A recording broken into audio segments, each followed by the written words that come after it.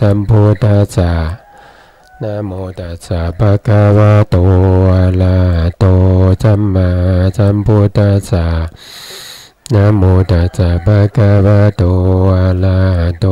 สัมมาสัมพุทธัสสะสัมมาสัมพุทธมัตโตลังสัสสะธัมมาคานุตตมังอาภิวาทิยาภาสิสังอาภิธรรมัตถาสังฆังตถาวุตตาภิธรรมัตถาจตุธาปรมัตถาโตจิตตังเจตสิกังรูปังนิพพานามิติสัพพทาขอนมัสการพระมหาเถระพระสังฆาธิการพระเถรานุเถระขอสวัสดีท่านผู้ฟังและผู้ชมในรายการพระไตรปิฎกลอยฟ้าในส่วนที่เป็นเรื่องของพระอภิธรรมนะครับวันนี้ก็เป็นวันอังคารที่20นะครับขึ้น13ค่ำเดือน2เหนือหรือเดือนพฤศจิกายนพุทธศักราช2561ครั้งนี้ก็เป็นครั้งที่48นะครับที่เราได้มาพบกันนะตามที่เราได้พูดในเรื่องของโลกุตระนะครับโลกุตระจิตนะครับก็ยั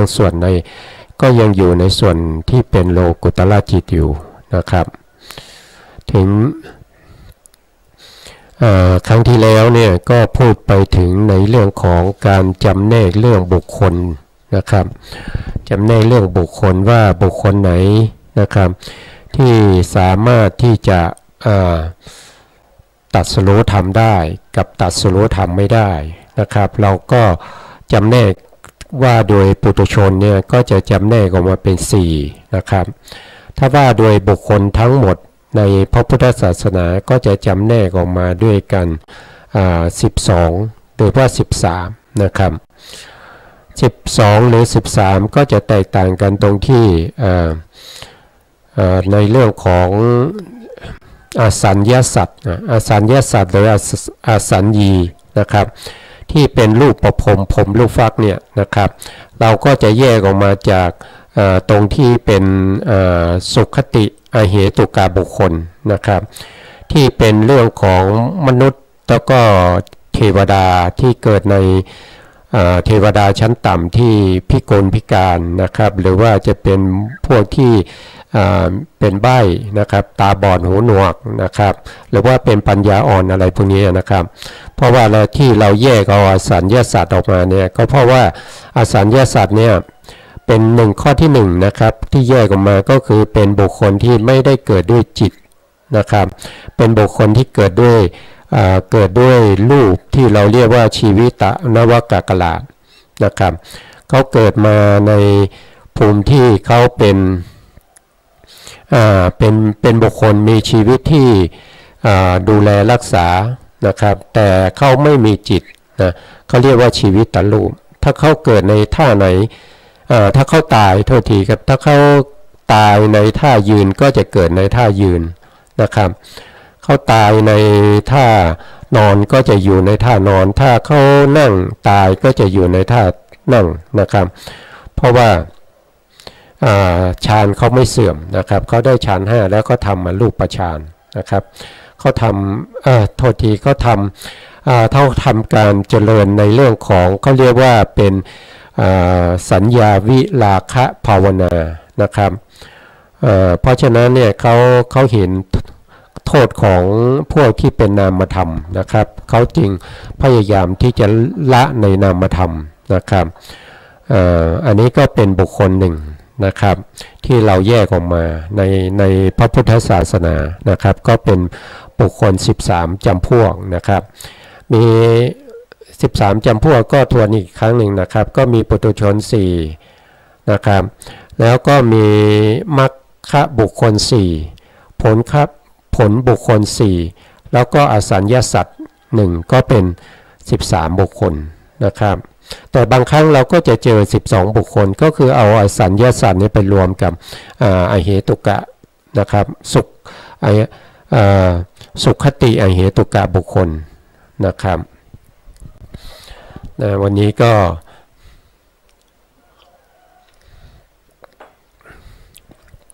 โทษทีนะครับ อันนี้ก็เป็นเรื่องของบุคคลนะครับผู้ที่จะตรัสรู้ธรรมได้เนี่ยเราจะไม่พูดถึงในเรื่องของ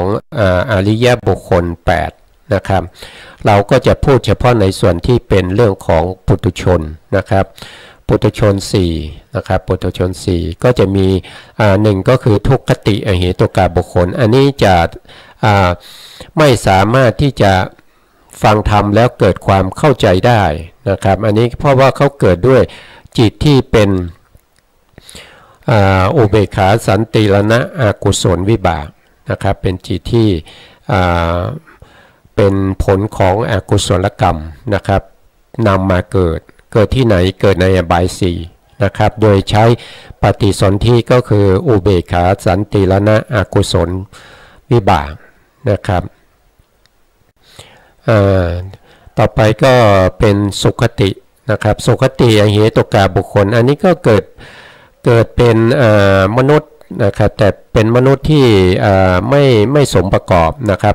เกิดเป็นเทวดาชั้นต่ำก็ไม่สมประกอบเช่นกันอันนี้ก็ตรัสรู้ธรรมไม่ได้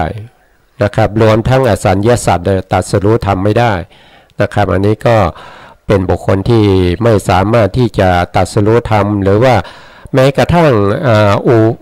อุปจารสมาธิก็ไม่ได้นะครับอุปจารสมาธิก็ไม่สามารถที่จะทำได้นะครับไม่สามารถที่จะเข้าฌานหรือว่าเป็นอัปปนาฌานได้นะครับต่อไปก็อันนี้เกิดจากไหนเกิดจากอะไรนะครับก็เกิดจากมหากุศลและจิตประเภทที่เป็นญาณวิปยุตญาณวิปยุตนะครับเป็นมหากุศลญาณวิปยุตที่มีกำลังอ่อนนะครับเวลาทำบุญเนี่ยก็ไม่ค่อยมีกำลังเท่าไหร่แล้วก็เป็นจิตประเภทที่เป็นสาสังขาริกต้องมีคนชักชวนบ่อยๆนะครับถึงจะได้มีการทำบุญทำทานนะครับหรือว่าจะเป็นบุคคลที่ในสมัยนั้นก็ยังสามารถที่จะฟังธรรมรู้เรื่องแต่ว่าไม่ค่อยจะสนใจในเรื่องของฟังธรรมเวลาไปฟังธรรมก็จะเป็นบุคคลที่มีจิตเนี่ยมีกำลังอ่อนนะครับมหากุศลที่เป็นญาณวิปยุตนะครับไม่ค่อยมีกำลังนะครับยกตัวอย่างปัจจุบันนี้ก็คือบุคคลที่เข้าไปฟังธรรมแล้วก็เอามือถือไปด้วยนะครับบางทีก็ไม่ได้สนใจในการฟังธรรมนะครับฟังคือไม่มีสมาธินะครับมือหนึ่งก็เล่นเกมไปมืออีกหูก็มาฟังธรรมบ้างนะครับแล้วก็ไปเล่นเกมบ้างอย่างเงี้ยนะครับก็จะเป็นบุคคลที่ได้ปฏิสนธิมาด้วยประเภทที่เป็นสุขติอเหตุกะนะครับซึ่งเป็นบุคคลที่ไม่สมประกอบนะครับอันนี้ก็มาจากไหนก็มาจากมหากุศลนะครับมาจากมหากุศลแต่เป็นมหากุศลที่ไม่มีกำลังแล้วก็ไม่ประกอบด้วยปัญญาเป็นญาณวิปยุตที่เป็นสาสังขาริกมีกำลังอ่อนนะครับอันนี้ก็มาเป็นบุคคลที่เกิดในสุคติภูมินะครับแต่เป็นเขาเรียกว่าเหตุกะสุคติปฏิสนธินะครับที่เป็นผลของกุศลนะครับต่อไปก็จะเป็นบุคคลที่เราเรียกว่าทวิเหตุกะบุคคลนะครับ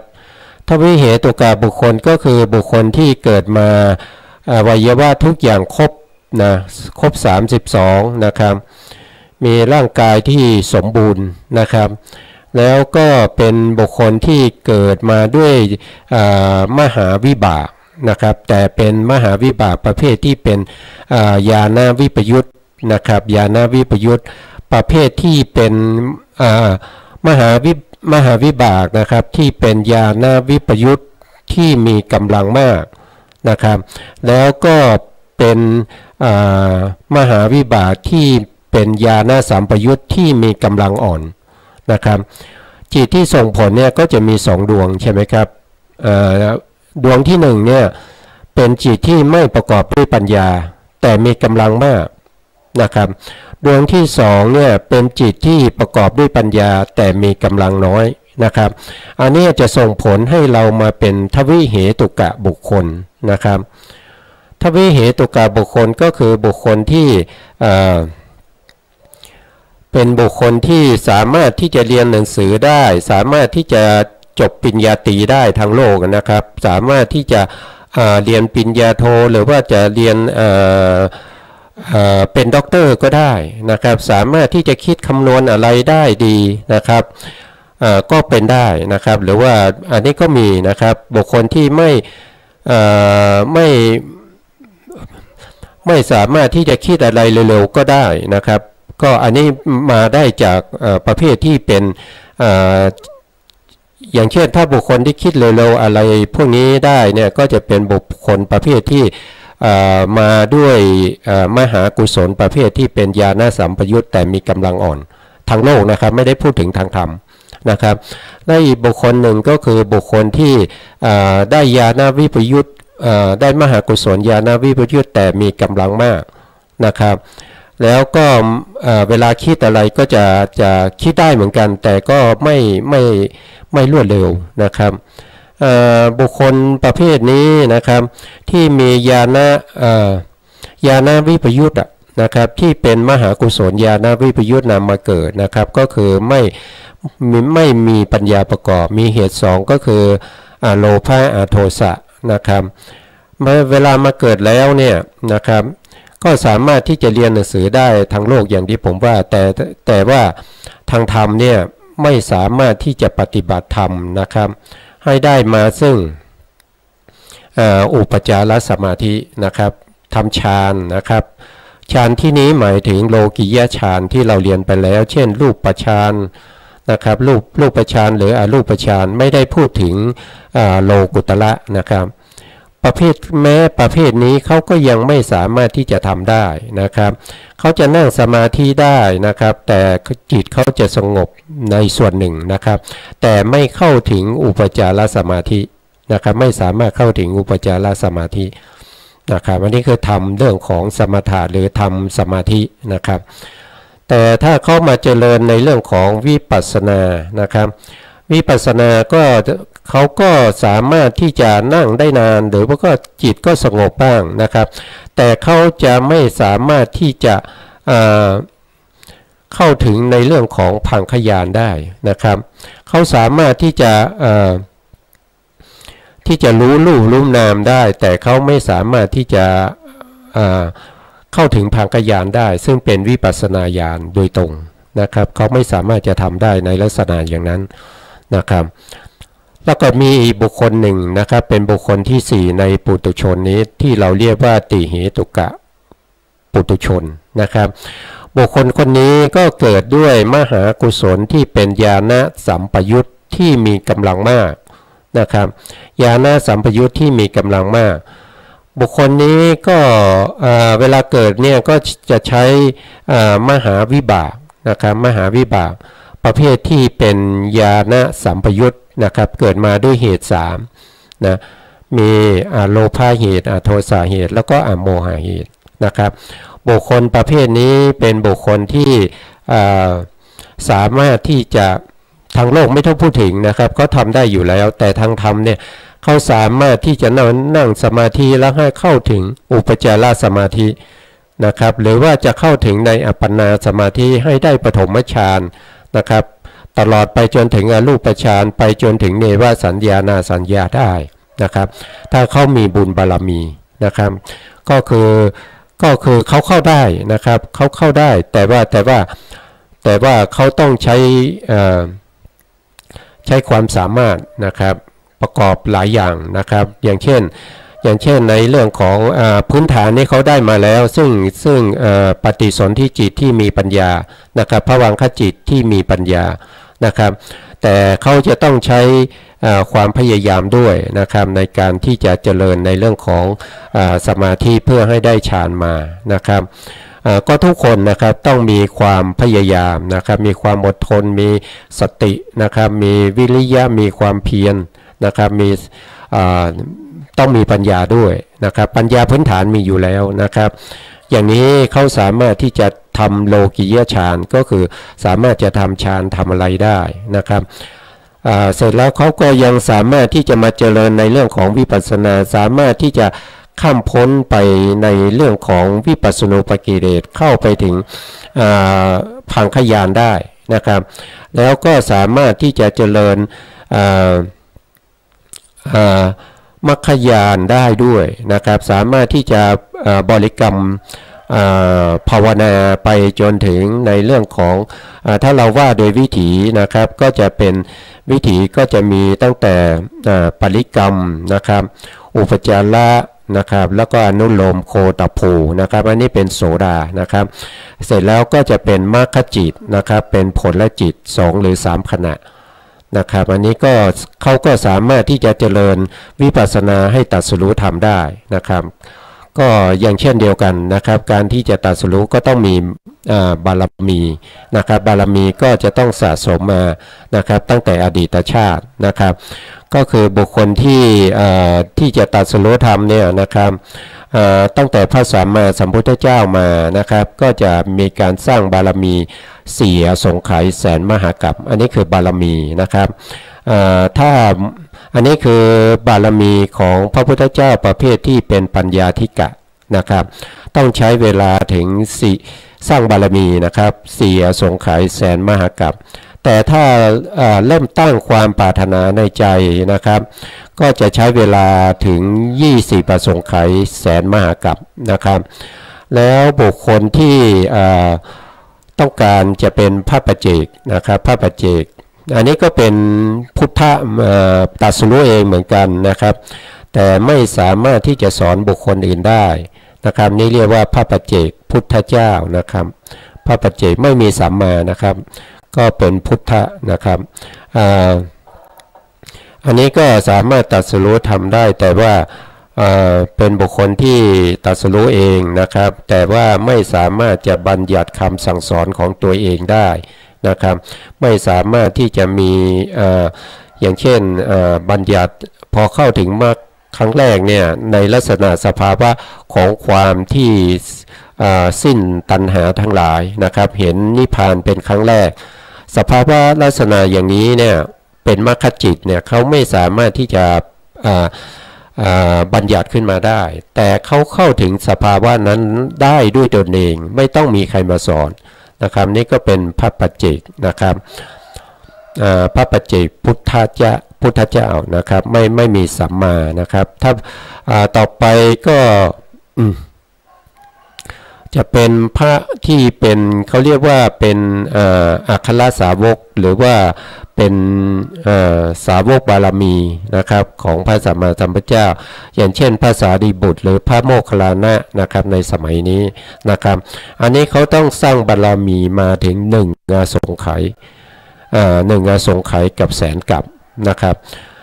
โทษทีนะเมื่อกี้ผมไม่ได้พูดถึงการสร้างบารมีระยะเวลาของพระปัจเจกนะครับพระปัจเจกต้องใช้เวลาถึง2อสงไขยกับ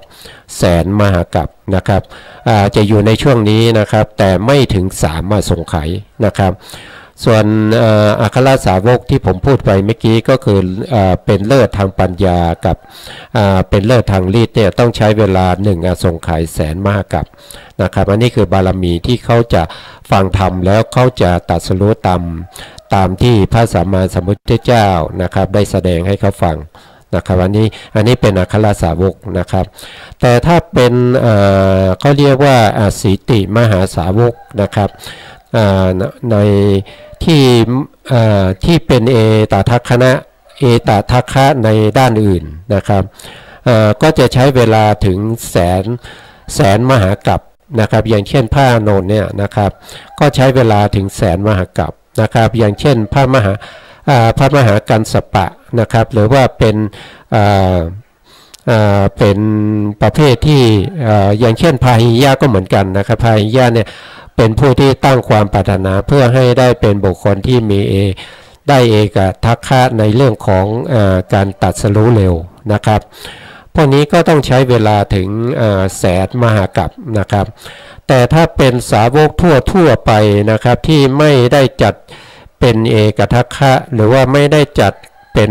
สีติมหาสาวกทั่วไปนะครับก็จะต้องใช้เวลาถึงเขาเรียกว่าพันมหากัปจนถึงหมื่นมหากัปนะครับก็จะอยู่ในช่วงนี้นะครับอย่างเช่นในสมัยนี้นะครับก็จะไม่มีประเภทที่เป็นเอกทัคคะหรือว่าเป็นบุคคลที่ตรัสรู้แล้วก็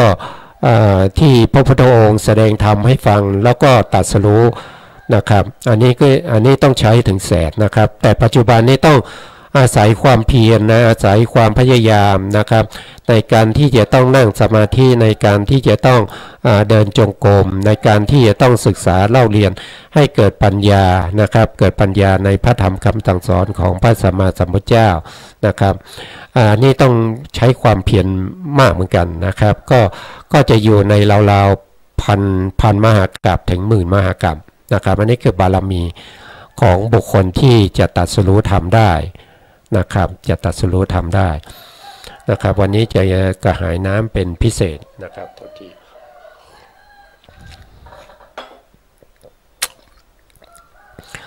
นะครับทีนี้เราก็มาดูนะครับว่าเราก็มาดูในเรื่องของการที่จะตัดสรู้ธรรมนะเพราะว่าเราจะเข้าสู่ในเรื่องของมรรคจิตและผลจิตนะครับเพราะฉะนั้นเราก็จะพูดถึงเรื่องของบุคคลนะครับเรื่องของบุคคลที่จะเข้าถึงสภาวะธรรมนะครับแล้วก็พูดถึงกิเลสเขาละที่เขาละได้นะครับว่ามีอะไรบ้างนะครับอันนี้ก็เป็นเรื่องของโลกุตระนะครับที่ผมพูดไปเมื่อกี้นะครับบุคคลที่ตรัสรู้ธรรมเนี่ยนะครับหลังจากที่เขาตรัสรู้ธรรมได้มรรคจิตได้ผลจิตแล้วเนี่ยนะครับจิตเขาเนี่ยก็จะลงสู่ภวังคจิตนะครับเมื่อลงสู่ภวังคจิตเสร็จแล้ววิถีต่อไปที่จะต่อจากภวังคจิตที่ต่อมาจากมรรคจิตผลจิตเนี่ยนะครับจะต้องเป็นวิถีที่เราเรียกว่าเป็นปัจเจเวคขณะวิถีนะครับเป็นปัจเจเวคขณะวิถีเนี่ยก็คือวิถีที่เกิดขึ้นมาเพื่อจะพิจารณาหรือเพื่อจะวัชนะนะครับวัชนะในสภาวธรรมที่เกิดขึ้นก่อนหน้านั้นนะครับก็คือพิจารณาในเรื่องของมรรคจิตที่เกิดขึ้นก่อนหน้านี้นะครับแล้วก็หรือว่าพิจารณาในเรื่องผลจิตที่เกิดขึ้นแล้วก็ดับไปนี้นะครับแล้วก็พิจารณาในเรื่องของกิเลสนะครับในเรื่องของกิเลสที่ตัวเองละได้นะครับว่าละอะไรไปบ้างนะครับแล้วก็พิจารณาถึงกิเลสที่เหลือนะครับกิเลสที่เหลือเนี่ยก็ยกเว้นพระอรหันต์นะครับก็จะไม่พิจารณานะครับเพราะว่าเขารู้ว่าเขาละกิเลสได้หมดแล้วไม่มีกิเลสที่เหลือให้เขาพิจารณานะครับแล้วก็พิจารณาในเรื่องของนิพพานนะครับถ้าเป็นโสดาบันเนี่ยตั้งแต่โสดาปฏิมรรคโสดาบันเนี่ยนะครับตั้งแต่ได้ผลจิตเนี่ยนะครับโสดาปฏิมรรคแล้วก็โสดาปฏิผลนะครับได้แล้วเขาจะเข้าสู่ปัจเจเวคขณะวิถีนะครับโสดาบันไปจนถึงพระอนาคามีเนี่ยจะพิจารณาอยู่5อย่างนะครับก็คือพิจารณามรรคจิตที่เขาได้นะครับแล้วก็พิจารณาในผลจิตที่เขาได้นะครับแล้วก็พิจารณากิเลสที่เขาละได้นะครับพิจารณากิเลสที่เหลือนะครับแล้วก็พิจารณานิพพานนะครับก็จะเป็น5อย่างด้วยกันนะครับแต่ถ้าเป็นพระอรหันต์ที่บรรลุครั้งแรกนะครับที่ได้มรรคอรหันตมรรคครั้งแรกแล้วก็ได้ผลละจิตดับไปแล้วก็จะมีวิถีที่เป็นปัจเจเวคขณะวิถีเกิดขึ้นก็พิจารณา4อย่างนะครับก็เว้นในเรื่องของกิเลสที่เหลือนะครับเพราะฉะนั้นบุคคลที่จะเป็นพระอรหันต์เนี่ยเราก็จะเห็นได้ว่านะครับเขาจะต้องพิจารณาหลังจากที่เขาได้มรรค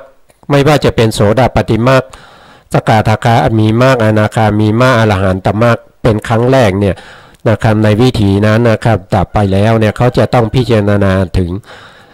19ครั้ง19อย่างนะครับ19อย่าง19ครั้งนั่นเองนะครับเพราะว่าทุกวิถีเนี่ยจะต้องมีปัจเจเวคขณะวิถีขึ้นมานะครับซึ่งอย่างที่ปัจจุบันนี้นะครับก็มีบุคคลที่ไปปฏิบัติธรรมแล้วนะครับก็ก็ไม่รู้ว่าตัวเองเนี่ยนะครับได้มรรคหรือได้ผลอะไรนะครับเพราะว่าไม่มีความรู้ในการที่จะพิจารณานะครับเพราะว่าในปัจเจเวคขณะวิถีเนี่ยเป็นวิถีที่บอกแล้วนะครับว่าเป็นวิถีนี่เป็นวิถีที่ทำให้เราเข้าใจว่าเราเนี่ยได้ตรัสรู้ธรรมนะครับหรือว่าเรามีดวงตาเห็นธรรมแล้วนะครับเพราะว่ามันเป็นธรรมชาติโดยธรรมชาติแล้วเนี่ยเขาจะเกิดขึ้นให้เราได้เห็นนะครับให้เราได้พิจารณานะครับถ้าเราเข้าใจว่าเราเป็นพระอริยบุคคลนะครับแต่เรายังไม่รู้ว่าเป็นจริงหรือไม่หรือว่าเราเป็นระดับไหนอย่างไรนะครับแล้วก็ไปพูดให้อาจารย์วิปัสสนานะครับว่าตัดสินว่าเราเนี่ยได้ระดับไหนนั่นแสดงว่าบุคคลนั้นยังไม่เข้าใจในเรื่องของการปฏิบัติธรรมนะครับเพราะว่าถ้าเราดูพระสูตรทั้งหลายเนี่ยผู้ที่เขาได้ตรัสรู้ธรรมเนี่ยเขาจ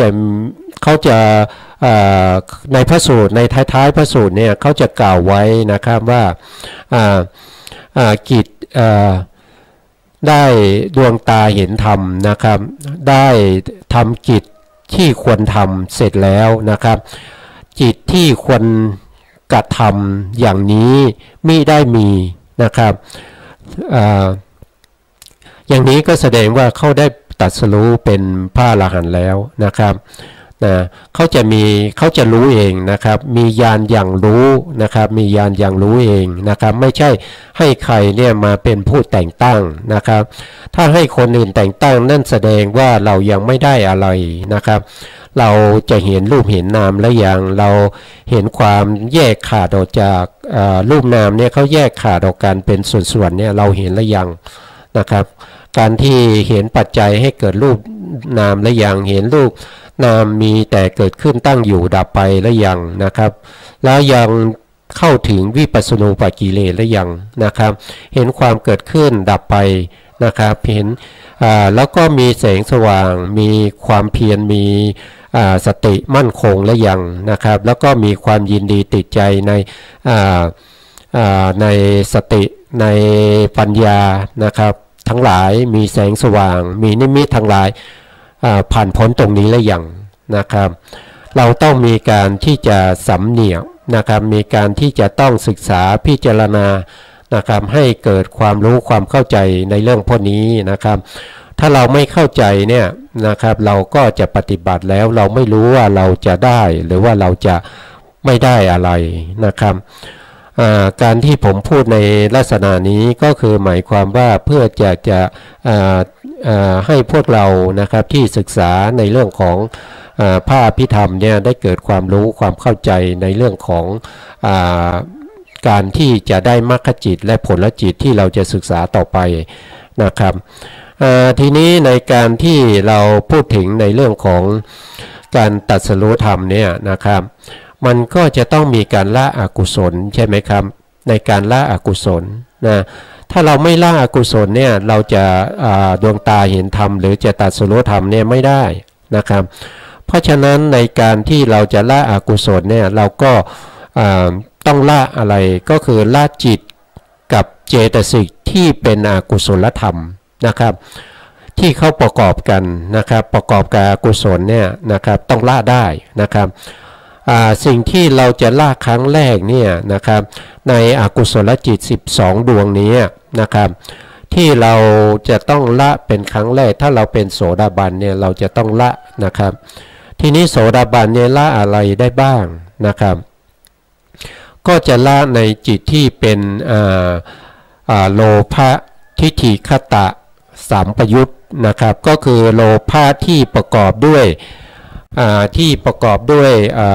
เจตสิกที่เป็นทิฏฐินะครับก็คือทิฏฐิสัมปยุตนะครับมีด้วยกันกี่ดวงก็มีด้วยกัน4ดวงนะครับ4ดวงนี้เขาจะต้องละด้วยสมุเฉทประหารก็คือละด้วยมรรคจิตนะครับมรรคจิตดวงนั้นจะต้องเป็นโสดาปัตติมรรคนะครับซึ่งเป็นครั้งแรกที่เขาได้นะครับเขาได้เห็นนิพพานเป็นครั้งแรกนะครับอันนี้โสดาบันนะครับละได้นะแล้วเขายังไปละวิจิกิจฉาสัมปยุตที่เป็นโมหะนะครับที่เป็นโมหะมูลจิตเนี่ยวิจิกิจฉาสัมปยุตดวงนั้นเขาจะละได้โดยเด็ดขาดนะครับเรียกว่าสมุเฉทนะครับเรียกว่าละได้โดยสมุเฉทนะครับแล้วที่เขายังละไม่ได้โดยความเป็นสมุเฉทเนี่ยก็จะเหลืออยู่7นะครับเหลืออยู่7ดวงด้วยกันนะ7ดวงนั้นก็จะเป็นโลภะทิฏฐิคตะวิปยุตนะครับ4ดวงนะครับแล้วก็เป็นโทสะ2ดวงนะครับก็เป็น6แล้วนะแล้วก็มีอุทจจะสัมปยุตนะครับก็เป็นโมหะมูลจิตที่เป็นอุทจจะสัมปยุตตจิตอีก1ก็เป็น7ดวงนะครับใน7ดวงนี้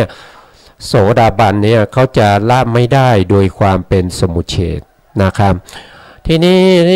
นี้เขาจะทำยังไงกับ7ดวงนี้นะครับโสดาปัตติมรรคเนี่ยก็สามารถที่จะละใน7ดวงนี้ที่เป็นประเภทที่เป็นเขาเรียกว่าเป็นปายะคะมะนิยะนะครับก็คือเป็นสภาวธรรมที่เป็นอกุศลที่เป็นเราพูดว่าเป็นประเภทที่นำไปสู่อบายก็แล้วกันนะครับเราก็แยกเป็นส่วนๆอย่างเช่นทิฏฐิคตวิปยุตเนี่ยนะครับเราเป็นโสดาบันเนี่ยเราละส่วนไหนได้นะครับก็ละในส่วนที่เป็นปายะคะมนิยะที่นำไปสู่อบายนะครับอันนี้จะเป็นประเภทที่เป็นกัมมราคะนะครับเป็นประเภทที่เป็นกัมมราคะเพราะเกิดในโลภะทิฏฐิคตวิปยุตนะครับเป็นกัมมราคะที่นำไปสู่อบายเป็นอย่างหยาบนะครับเขาก็สามารถละได้ในส่วนที่เป็นโลภะมูลจิตแต่เป็นญาณวิปยุตตจิต4ดวงนะครับเขาละตรงนี้ได้แต่เขาไม่สามารถละได้โดยความเป็นสมุเฉทละไปทั้งดวงไม่ได้นะครับต่อไปก็คือโทสะนะครับโทสะมูลจิต2ดวงก็เช่นเดียวกันนะครับเขาก็จะละประเภทที่เป็นปฏิฆะนะครับปฏิฆะก็คือความขัดเคืองใจนะครับความไม่พอใจทั้งหลายที่เป็นอย่างหยาบที่นำไปสู่อบายนะครับเขาสามารถละตรงนี้ได้นะครับส่วนอุทจักกุกุจจะเนี่ยเป็นจิตที่เขาจะไม่ได้นำเกิดนะครับเขาจะไม่ได้นำเกิดนะครับเพราะฉะนั้นเขาก็จะละในส่วนที่เป็นอย่างหยาบนะครับในส่วนที่เป็นหยาบที่เป็นไปในกามภูมินะครับที่เป็นไปในกามภูมิที่เป็นอย่างหยาบนะครับอย่างหยาบนี้ก็มี2อย่างนะครับอย่างหยาบที่นำไปอบายกับอย่างหยาบที่ไม่ได้นำไปอบายนะครับในส่วนที่เป็นอย่างหยาบที่นำไปสู่อบายเนี่ยก็โสดาปัตติมรรคละได้นะครับแล้วก็ยังมีในส่วนที่เป็นถ้าเป็นญาณวิปยุตเนี่ยนะครับญาณวิปยุตโทษทีครับเป็นญาณทิฏฐิคตวิปยุตที่เป็นอกุศลจิตนะครับที่เป็นรูปราคะเนี่ยนะครับอันนี้โสดาบันจะละไม่ได้นะครับโสดาบันจะละไม่ได้นะครับอันนี้เป็นเรื่องของโสดาบันนะครับในเรื่องของถ้าใครได้เป็นสกทาคามีนะครับสกทาคามีเนี่ยก็จะสามารถละกามราคะที่เป็นอย่างหยาบที่ไม่นำไปสู่อบายนะครับการนำไปสู่อบายมี2อย่างนะครับก็นำไปสู่อบายอย่างหนึ่งกับไม่นำไปสู่อบายที่พูดไปเมื่อกี้นะครับถ้าเป็นโสดาบันในละในส่วนที่นำไปสู่อบายนะครับ ถ้าเป็นสกทาคามีก็ละในส่วนที่เป็นอย่างหยาบแล้วไม่นำไปสู่อบายนะครับอันนี้คือประเภทที่เป็นกามราคะที่เป็นกามราคะนะครับที่เป็นกามราคะที่อยู่ในทิฏฐิคตาวิปยุตจิต4ดวงนะครับแล้วก็ในส่วนที่เป็นโทสะนะครับที่พระสกทาคามีละได้ก็จะเป็นประเภทที่เป็นโทสะในกามภูมินะครับแล้วก็ไม่ได้นำไปสู่อบายนะครับเขาละได้ในส่วนนั้นนะส่วนที่เป็นละเอียดเนี่ยนะโทสะที่ละเอียดนะครับหรือว่ากามราคะที่ละเอียดนะครับพวกนี้สกทาคามียังละไม่ได้นะครับแล้วก็รูปราคะนะครับรูปฌานเนี่ยสกทาคามีละไม่ได้นะครับทีนี้ถ้าเป็นพระอรหันต์นะครับถ้าเป็นพระอรหันต์เนี่ยโทษพระอนาคามียังไม่ได้พูดถึงเลยนะครับพระอนาคามีละอะไรได้บ้างนะครับพระอนาคามีก็จะละ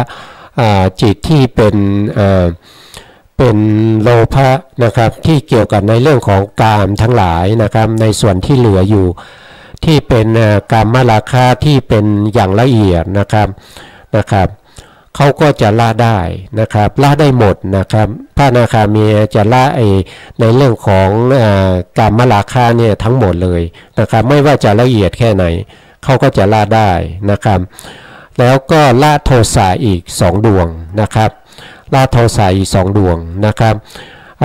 แล้วก็พระอนาคามีละได้2อย่างนะครับละในเรื่องของกามราคะที่เป็นอย่างละเอียดนะครับหรือเราเรียกว่าเป็นการละด้วยสมุเฉทปหารนะครับที่เป็นกามะเนี่ยครับเขาละได้หมดนะครับแล้วก็ละโทสะนะครับโทสะด้วยสมุเฉทนะครับได้อีก2ดวงนะครับ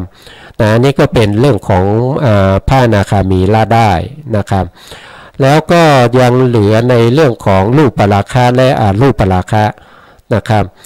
พระอนาคามียังละไม่ได้ในเรื่องของรูปราคะแล้วก็อรูปราคะนะครับแล้วก็ในเรื่องของมานะนะครับเรื่องของมานะนะเรื่องของมานะนี่ก็ที่เป็นอย่างละเอียดเนี่ยนะครับก็ยังละไม่ได้นะครับก็จะเป็นหน้าที่ของอรหันตมรรคนะครับที่จะละนะครับละในเรื่องของอุทธัจจะสัมปยุตตจิต1ดวงใช่ไหมครับแล้วก็ไปละในเรื่องของมานะนะครับมานะที่อยู่ในทิฏฐิคตวิปยุตตจิต4ดวงนั้นนะครับแล้วก็มาละในเรื่องของรูปราคะแล้วก็อรูปราคะได้ด้วยนะครับอันนี้ก็จะเป็นการประหารกิเลสของพระอริยบุคคลในระดับต่างๆนะครับในการที่จะมีความรู้ความเข้าใจนะครับในการที่จะเก็บไว้เป็นข้อมูลในการที่จะนำไปประพฤติปฏิบัตินะครับเมื่อเราได้พบกับสิ่งต่างๆเหล่านี้เราจะได้รู้ว่าสิ่งต่างๆเหล่านี้เนี่ยมันเป็นอกุศลจิตนะครับเป็นสิ่งที่เราควรจะละนะครับเราก็จะพยายามที่จะทำให้ละอกุศลจิตทั้งหลายเนี่ยไปตามลำดับนะครับจนไปถึงพระอรหันต์นะครับอันนี้ก็เป็นการละกิเลสนะครับในส่วนที่โทษนะครับ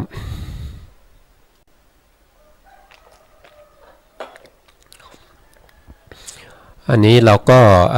แล้วก็อีกอย่างหนึ่งนะครับที่เราจะมักจะพูดกันถึงเรื่องของนิวรณ์ทั้งหลายนะครับนิวรณ์ทั้งหลายนะครับนิวรณ์เนี่ยนะครับก็เป็นอกุศลเหมือนกันนะครับเพราะว่านิวรณ์นี้พูดผิดอีกแล้วนะโทษทีนะครับพูดถึงอนุสัยนะครับไม่ใช่นิวรณ์นะครับพูดถึงอนุสัยนะครับนิวรณ์นี้เป็นสภาวะธรรมที่กั้นในเรื่องของการปฏิบัติธรรม นะครับ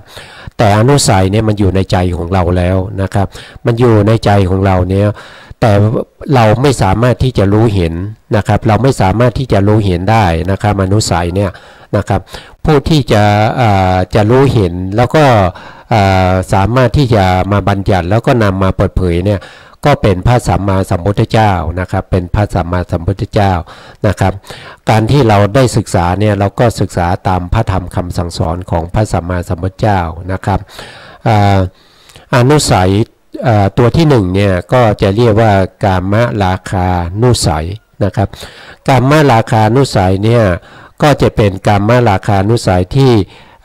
อันนี้เขาจะนอนเนื่องนะครับอยู่ในกามภูมินะเขาจะนอนเนื่องอยู่ในกามภูมินะครับแล้วก็จะนอนเนื่องอยู่ในเวทนาสามนะครับที่อยู่ในกามภูมินะครับก็คือสุขเวทนาก็จะมีอนุสัยอยู่ด้วยนะครับทุกขเวทนาหรืออทุกขมะสุขเวทนาก็จะมีอนุสัยที่เป็นกามราคานุสัยเนี่ยจะนอนเนื่องอยู่นะครับวันนี้สุขภาพก็ไม่ค่อยดีนะครับก็เวียนหัวอยู่นิดๆนะก็เท่าที่เราจะนำความรู้ความเข้าใจนะครับมาสู่ท่านผู้ฟังและท่านผู้ชมได้นะครับบางครั้งเนี่ยนะครับมันก็เกี่ยวนะครับเกี่ยวกับเรื่องของสุขภาพเนี่ยมันก็เกี่ยวอยู่นะครับว่าถ้าสุขภาพไม่ดีนะครับมันก็เป็นปัญหานะครับไม่ว่าจะเป็นปัญหาในเรื่องของการแสดงธรรมนะครับในเรื่องของการฟังธรรมนะครับในเรื่องของการที่จะนำเอาพระธรรมคำสั่งสอนของพระสัมมาสัมพุทธเจ้าเนี่ยไปในการที่จะพิจารณานะครับไตร่ตรองนะครับหรือว่านำไปเปรียบเทียบเพื่อจะให้เกิดโยนิโสมนสิการนะครับเพื่อจะให้เกิดโยนิโสมนสิการหรือว่าจะนำไปเพื่อจะท่องบนสาธยายนะครับหรือว่าจะนำไปแสดงให้แก่บุคคลอื่นฟังนะครับหรือว่าจะนำไปปฏิบัติไปเดินจงกรมไปนั่งสมาธินะครับสุขภาพนี้ก็จะมีผลต่อในเรื่องพวกนี้นะครับก็ทำให้เราเนี่ยปฏิบัติได้นะครับฟังธรรมได้แต่ก็ไม่สมบูรณ์เท่าไหร่นะครับไม่สมบูรณ์ไม่สามารถสมบูรณ์ตามที่เราต้องการได้นะครับเพราะฉะนั้นไม่ว่าจะเป็นสุขภาพที่ไม่ดีนะครับไม่ว่าจะเป็นพวกนิวรณ์ทั้งหลายนะครับที่มาคอยกั้นในเรื่องของการที่เราจะทำคุณงามความดีทั้งหลายนะครับพวกนี้เนี่ยนะครับก็มาจากไหนก็มาจากอัธยาศัยนะครับมาจากอุปนิสัยเดิมๆของเราที่เราเคยทำมาแต่อดีตนะครับที่เราเคยตั้งความปรารถนานะครับไว้ในแต่อดีตนะครับแล้วก็สิ่งพวกนี้นะครับก็จะไปนอนเนื่องอยู่ในขันธสันดานของเรานะครับทำให้เราเนี่ยนะครับมีอัธยาศัยมีอุปนิสัยมีความประพฤติปฏิบัติที่โน้มเอียงไปในเรื่องของสิ่งที่เราเคยชินมาก่อนนะครับอันนี้ก็เป็นสิ่งที่เราไม่พึงปรารถนานะครับเพราะว่าในทางพระพุทธศาสนาเนี่ยนะครับเราพยายามที่จะประพฤติปฏิบัติเพื่อให้กำจัดในสิ่งที่ไม่ดีเหล่านี้นะครับเพราะฉะนั้นการที่เรามีสิ่งพวกนี้อยู่เนี่ยมันไม่ดีเพราะฉะนั้นเราก็จะกำจัดการที่เราจะกำจัดได้เนี่ยสิ่งพวกนี้จะกำจัดได้ด้วยตัวปัญญานะครับถ้ากำจัดด้วยตัวสติเนี่ยก็จะเป็นแค่ไปเป็นตัวกั้นแค่นั้นเองนะครับไม่สามารถที่จะไปกำจัดพวกที่เป็น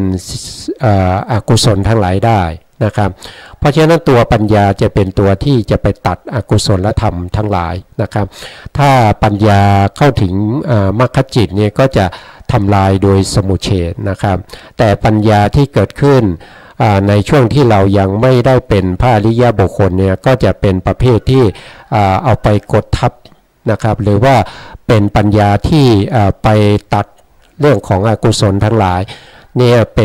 ป็นครั้งคราวเป็นชั่วขณะ นะครับเป็นชั่วขณะเท่านั้นเองนะครับวันนี้นะครับผมก็ขออนุญาตนะครับในการที่จะออกจากรายการนะครับให้อาจจะไม่ครบเวลานะครับเหลืออีกประมาณ10นาทีนะครับผมก็จะขออนุญาตออกจากรายการนะครับเพราะว่าจะมีอาการเวียนหัวนะครับมีอาการเวียนหัวอยู่นะครับสุดท้ายนี้นะครับก็ขอขอบพระคุณนะครับท่านพระครูนะครับสมุทรวิสุวัฒน์วรกิจโจนะครับผู้อำนวยการสถานีนะครับแล้วก็เจ้าหน้าที่สถานีทุกท่านนะครับแล้วก็ขอขอบพระคุณนะครับในความเมตตาของท่านพระครูปริยัติยานุสารนะครับที่ให้ผมได้มาร่วมรายการนะครับในการที่จะนำเสนอในเรื่องของพระอภิธรรมนะครับเพื่อให้ท่านผู้ฟังและท่านผู้ชมในรายการนี้นะครับได้เกิดความเข้าใจได้มีปัญญาในส่วนที่เป็นเรื่องของพระอภิธรรม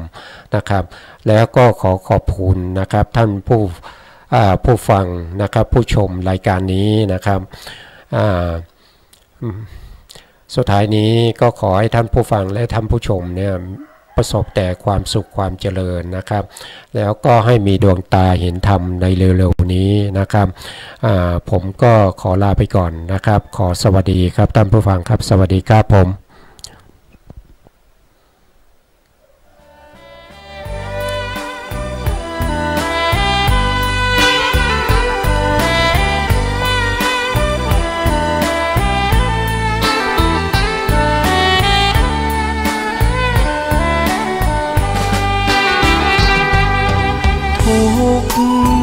นั้นมี3 กองขอเชิญพี่น้องมาฟังเรื่องความทุกข์โลกแสนวุ่นวายมากมายปัญหามันรุกคนมีแต่ทุกข์ทวีทุกวี่ทุกวันทุกข์ทางกายและใจข้อหนึ่งฟังไว้เอาไปปรุงปรับแบ่งปันคำสอนมีมาทุกขเวทนาดื้อรั้นทุกหยาบเหนือชั้นคือทุกขเวทนาข้อ2ความทุกข์